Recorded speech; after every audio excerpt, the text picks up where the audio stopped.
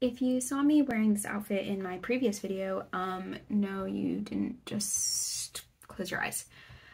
So one of the most watched videos on my channel is this really dark or is my phone brightness just down?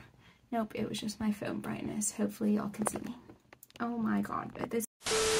One of the most watched videos on my channel is me talking about being an editorial assistant. So I have my videos about philosophy, which are the videos that do the best, but I made a couple of videos talking about working as an editorial assistant in publishing, and people seem to like that. People seem to have questions, so I wanted to talk about, now that I've been promoted to assistant editor, what exactly that job entails. So first I'm going to talk about the timeline of how long I worked in publishing before my promotion. The second thing I'm going to talk about is what is the difference between being an editorial assistant and an assistant editor. And the third thing I'm going to talk about is basically like what my role is like now. And obviously if you have any further questions about being an assistant editor or working in publishing or working in editorial, feel free to put them in the comments below. So firstly, the timeline. So, oh my god, what's happening to me? So if you watched my previous video, then you might have heard some of this already, but basically I started working at my current publishing company in June of 2022 for like 2 weeks as work experience, and then I did 2 weeks at a literary agency, which I didn't love, but I just know that I couldn't be an agent. So I did 2 weeks there, and then while I was working there, they happened to be hiring for an editorial assistant. So I met the person who is now my manager. Shout out Ben, he's like my favorite person in the world. He gave our TV and also a flower pot that's in front of me. But anyway, to go back to the beginning, while I was working there, I met Ben and I was like, hey, what are you looking for in an editorial assistant? This camera is not straight at all. What are you looking for in an editorial assistant? He gave a very Ben answer, which was, oh, someone that likes to read, which wasn't really helpful for me, but I applied to the assistant job and I got the job. And that started in July, and then I graduated university in September. So between July of 2022 and November of 2023, I was working as an editorial assistant. So like just over a year, not quite a year and a half, but around like a year and a half of being in the publishing industry. And then at the end of 2023, they offered me a promotion to assistant editor, and a pay rise, which was much needed and I was very grateful for. And then if you've watched one of my other videos, you know I took 5 weeks off work and now I'm back and doing all the assistant editor stuff full time and have like passed on my stuff to the new assistants. So this timeline I think is quite fast to become assistant editor. Like I know a lot of people that stay editorial assistants a long time before they're promoted. And at some companies you are like editorial assistant for like 6 years and then you become an editor and then you kind of like shoot up very quickly after that. So I think this experience is like quite specific to my company and like quite specific to my own experiences. So what is the difference between an editorial assistant and an assistant editor? So when I got promoted, my parents were like, is that not the job you already had? Because it is confusingly just the two words switched around. So an editorial assistant is very admin focused, I would say. You do a lot of desk editing, and most companies, like, you don't really commission as an editorial assistant, or if you do commission, then it's like much later in your career, but you're more a supporting person on the books that other editors in your team might have, and you do a lot of the admin work. You might do a lot of the minutes for meetings. If you want more details on what it's like being an editorial assistant, click the video up here, one of the sides, I don't know. Whereas an assistant editor is more like a junior editor rather than someone that provides admin to the whole team. So there's a lot more commissioning work and like working on your own books and your own acquisitions. There's a lot more editing alongside other editors on their books. You might still be assisting on a book, but you might be able to give more editorial notes than you would have as an assistant. And you tend to get to desk edit more interesting things. At least that's the case for me, that the books I'm working on now are bigger, more significant books to the company, and then more of a focus on acquiring stuff for my own list. Sorry, I got scared because there's a bee outside my window and I was like, is my window open? So in my previous video, I talked a lot about what my like day-to-day life is as an editorial assistant. So now I'm going to talk about what my day-to-day life is as an assistant editor. So as I mentioned, one of the biggest differences is that I'm buying a lot of my own books now. So I still work on some books. Now as an assistant editor, I'm basically just working on brand, which are basically like the big books where for us it's more about like the author and building the author's following so that people are like, oh my god, it's the latest whatever author, I need to go buy that book. Whereas a lot of the time as an assistant, my camera's falling again, I was working on smaller authors where it might just be like, okay, we're focused on the actual storyline and like how to promote that and how to pitch this, rather than continuing to build an author that's already quite well recognized. So now I'm like just working on brand authors, which is really cool because it means that I get to like work on the biggest books, but it's also more difficult, I would say, because since they're bigger authors, we tend to publish them more. We tend to ask, oh my god, I'm so sorry, this video is so chaotic. We tend to publish them more often. We tend to ask more things from them. So they might have like a newsletter that we're asking them to write. They might have to promote the series as a whole. They might be in more digital promotions. So there's like so many more things that go into working on a brand author. So even though it's like really cool, it is a lot more work, and it means the schedules for their books are a lot more rushed. So before, when I was working on smaller authors, I would often be able to like get their books done ahead of schedule, whereas now with like the bigger brand authors, a lot of them tend to be late and I have to like be rushing them through, which has like knock-on effects obviously for all the different teams. But I think the really exciting part about being an assistant editor is building my own list. So that means basically a number of things, and I think it's probably different depending on the company that you work at. I've only worked at this one company, so take this with a grain of salt. So some of the books that I acquire are ones that are submitted directly to me from agents. So agents might know who I am because there were like a couple of articles about me in the bookseller, both when I got hired and when I got promoted. The bookseller is like the big trade publication for people working in publishing. So they might know me through that. They might know me through like social media. Publishing, a lot of it is on Twitter, like how you meet people. I don't really get Twitter. I don't really use Twitter. I specifically downloaded it for this job, but I know like a couple of people know me from that.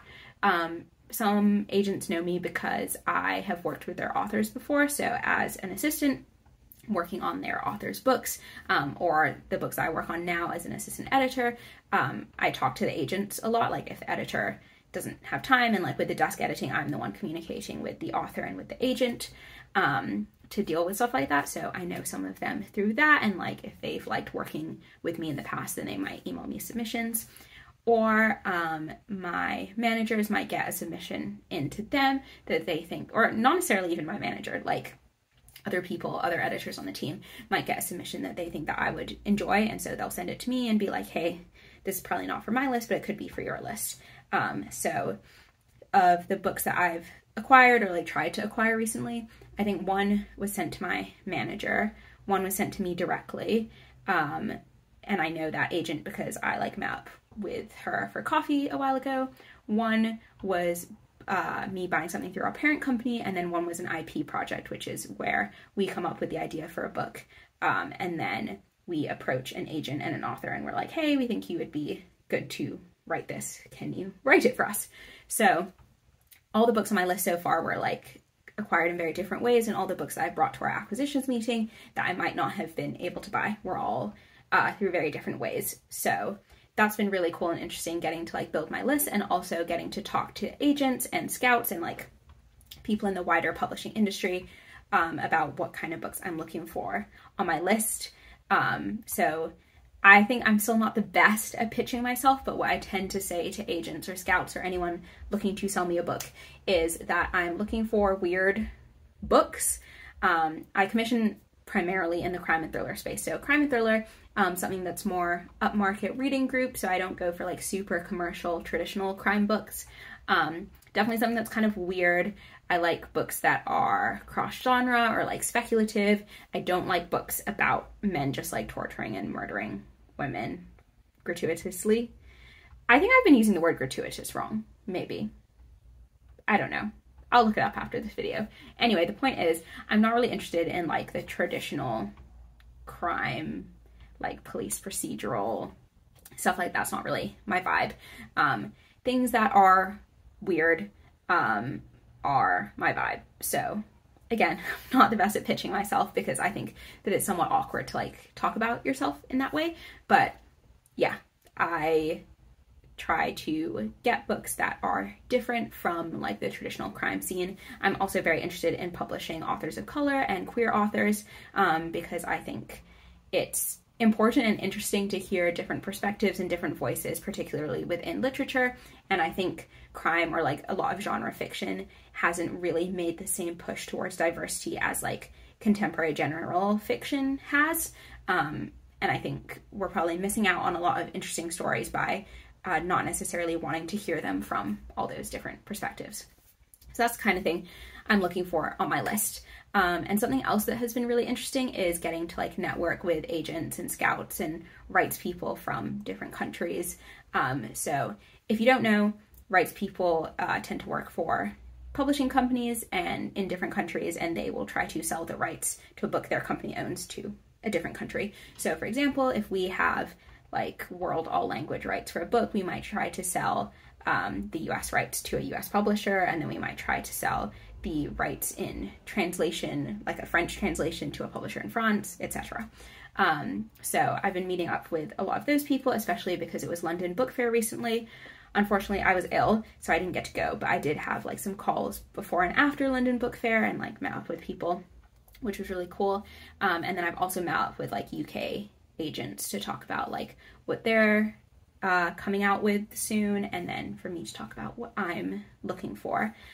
So that's been really good. It is somewhat tiring, I think, to have to like always be on and like market yourself and like network. But like all the agents I've met have been like so lovely, and there have like been people I've met through publishing who are still my friends, even though like we don't work at the same company or anything like that. So that's like, I guess the main focus for me right now is handing over all my admin stuff to our new assistants, working on all these brand authors, and then the biggest part is like building my list and continuing to network with people in order to be sent things to build my list. And I think something that's really cool is like getting to work with other junior people. So I try to reach out to or like communicate with a lot of junior agents because we're kind of at the same level and we'll like continue to rise in the publishing industry together. And yeah, I think it's cool to like be someone who's publishing an author that like no one's really heard of, that's represented by a junior agent who like went out and found this person. And I think it's important to establish those relationships and not necessarily always want to work with like the biggest authors or like the biggest agents. I've done a lot of things for the first time in the last few months. So like I've had to do my own acquisitions form, which is basically where we say, hey, this is the book I want to buy. These are the reasons why I think we should buy it. These are the titles I think it's similar to. This is how I see it looking in the market, like what the cover would look like, which retailers would stock it. Another thing I've had to do a lot of is P&Ls, which is basically a spreadsheet that shows how much money we can offer an author based on a variety of factors, such as how many copies of the book we think will sell in various formats, so print, audio, and ebook, how much rights thinks we can get for it. So if we have the rights to sell it in the US, for example, how much money they think the US would be willing to pay for it. We might also have money that our publicity or marketing or sales team thinks that we need to spend on it. And then obviously the cost of producing the book in the first place, which is affected by how long the book is, how many like special design things we want on the front, and all that jazz. So learning how to look at that and seeing if a book is profitable and seeing how much is like a realistic amount that you want to pay for a book, depending on how well or badly you think it will do, has been really interesting. And then another thing I've been doing a lot of is deal memos. So that's basically like a pre-contract memo that you send to an agent saying, hey, these are all the terms. This is how much we want to offer for. Please give us this book, give us this author so we can publish them. The main part of my job is still desk editing. Like I'm still primarily working on other people's books. I'm helping a lot with like editorial processes and the strategies within the team to make things run more smoothly and make sure that everyone's books are put out into the world in the appropriate way. So that is still like a big part of my job, but it is nice that another big part of my job is getting to network and buy books and things like that. So I think working as an assistant editor is a lot more exciting than working as an editorial assistant. Not that I didn't like working as an editorial assistant, like I do really like the organization and the admin, and I like getting to improve processes within the team and just make things better and easier for the rest of my team. Like I enjoy that kind of project management side of things.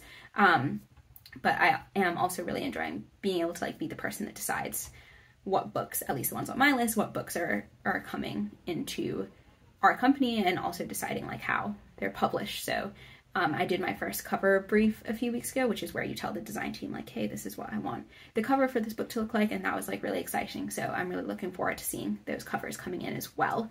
But yeah, so that's basically what my job is now as an assistant editor. Hopefully if you work in publishing, or you're hoping to get into publishing, or you're just curious about me and my life, that you found this video useful, enjoyable, all of the above.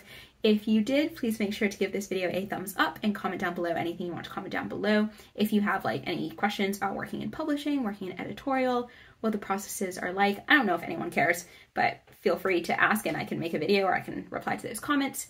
If you would like to see more videos like this from me, please make sure to hit the subscribe button and turn on the notification bell so you're notified every time I post a new video. Thank you for watching.